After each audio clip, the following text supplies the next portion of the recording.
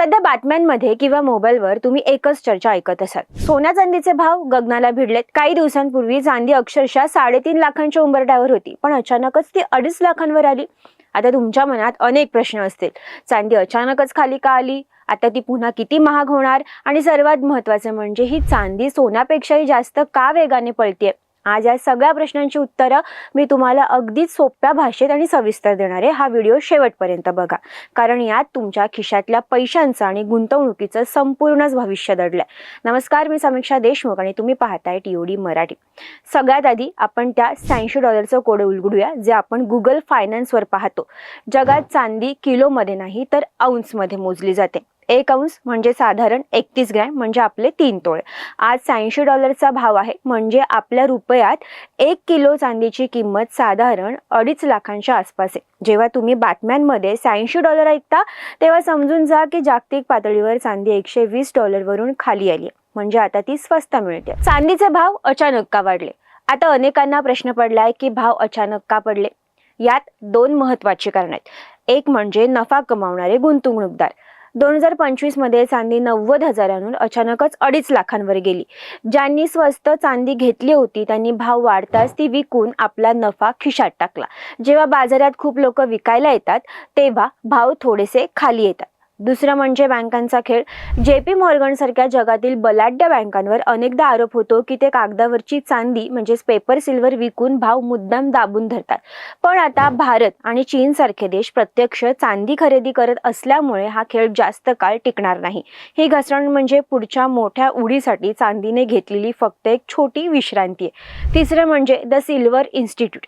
The silver इन्स्टिट्यूटचा धक्कादायक अहवाल. आता वळूयात त्या पुराव्यांकडे. वॉशिंग्टनच्या द सिल्वर इन्स्टिट्यूट आणि वर्ल्ड सिल्वर सर्वेच्या ताज्या रिपोर्टनुसार जगात चांदीचा प्रचंड तुटवडा आहे.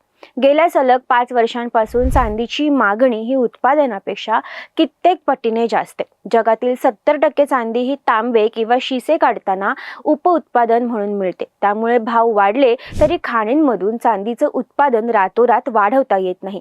नवीन खाण सुरू करायला 10 ते 15 वर्ष लागतात. साठा संपत आलाय, हेच चांदीला 4 लाखांकडे नेणारं मुख्य कारण आहे. चांदी ही सोन्यापेक्षा जास्त का महाग होतीये? सोनं हे फक्त दागिना म्हणून पाहिलं जातं, पण चांदी आता आधुनिक जगाचं इंधन बनली आहे. त्याचं कारण असं की सोलर आणि तंत्रज्ञान. प्रत्येक सोलर पॅनल आणि 5G टॉवरमध्ये चांदी लागतेच. जगात ग्रीन एनर्जीची लाट आहे, तिथे चांदीला पर्याय नाहीये. ग्रीन एनर्जीची लाट म्हणजे इलेक्ट्रिक गाड्या. पेट्रोल गाडीपेक्षा EV मध्ये दुप्पट चांदी लागते. तिसरं म्हणजे रिसायकलिंगचा अडथळा. सोनं आपण पुन्हा वितळवून वापरू शकतो, पण मोबाईलच्या सर्किटमध्ये वापरलेली चांदी रिसायकल करणं अशक्य आहे. म्हणजे दरवर्षी आपण पृथ्वीवरची चांदी वापरून संपवतोय. जी वस्तू नष्ट होते आणि तिचा साठा मर्यादित आहे, तिची किंमत वाढणं अटळ आहे. 5वं म्हणजे चांदी एक स्ट्रॅटेजिक ॲसेट आहे. केवळ गुंतवणूक नाही तर आता देशच्या देशच चांदीचा साठा करतायत. भविष्यातील हायटेक शस्त्रास्त्रे, सेमीकंडक्टर चिप्स आणि सॅटेलाइटसाठी चांदी लागणार आहे. ज्या देशाकडे चांदीचा साठा असेल तो देश भविष्यातील तंत्रज्ञानावर राज्य करेल. हा दृष्टिकोन चांदीला केवळ गुंतवणुकीपलीकडे नेऊन शक्तीचं एक प्रतीक बनवतोय. भविष्यातील अंदाज 4 लाखांचा टप्पा चांदी गाठेल, पण कधी? तज्ज्ञांच्या मते $86ची ही लेवल चांदीसाठी एक भक्कम पाया. 2026च्या अखेरीस किंवा 2027च्या सुरुवातीला चांदी 3.50 लाख ते 4 लाख रुपये किलो जाण्याचे स्पष्ट संकेत आहेत. जोपर्यंत जगात युद्धजन्य परिस्थिती आहे आणि चलनांची किंमत कमी होते तोपर्यंत लोक चांदीकडेच वळणार आहेत. $86 वरून सुरू झालेला हा प्रवास 4 लाखांवर थांबेल असं अनेक जागतिक तज्ज्ञांचं मत आहे.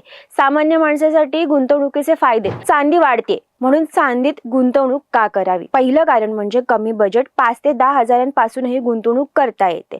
दुसरं म्हणजे जास्त परतावा. गेल्या 5 वर्षात चांदीने सोन्यालाही मागे टाकलंय. तिसरं म्हणजे सुरक्षितता. संकटाच्या काळात चांदी ही तुमची हक्काची आणि सुरक्षित तिजोरी असते. $86चा हा आकडा तुम्हाला घाबरवण्यासाठी नाहीये, तर जगाच्या बाजारात काय गेम चालू आहे हे सांगण्यासाठी होता. द सिल्वर इन्स्टिट्यूटचे आकडे आरसा दाखवत आहेत की चांदी आता दुर्मिळ होत चालली आहे. आज 2.5 लाखात मिळणारी चांदी उद्या 4 लाखातही मिळणार नाहीये. हे जेव्हा सत्य होईल तेव्हा त्यांच्याकडे आज साठा असेल तेच खरं जिंकणार आहेत. हे विश्लेषण तुम्हाला कसं वाटलं? यापेक्षाही महत्त्वाचं म्हणजे तुम्ही तुमच्या गुंतवणुकीचा काय निर्णय घेणार आहात? तुम्हाला खरोखर वाटतं का की चांदी 4 लाखांचा टप्पा गाठेल? तुमचं जे काही तर्क असतील ते कमेंटमध्ये नक्की मांडा. माहिती महत्त्वाची वाटली असेल तर हा व्हिडिओ नक्की शेअर करा. सखोल माहितीसाठी पाहत रहा TOD मराठी.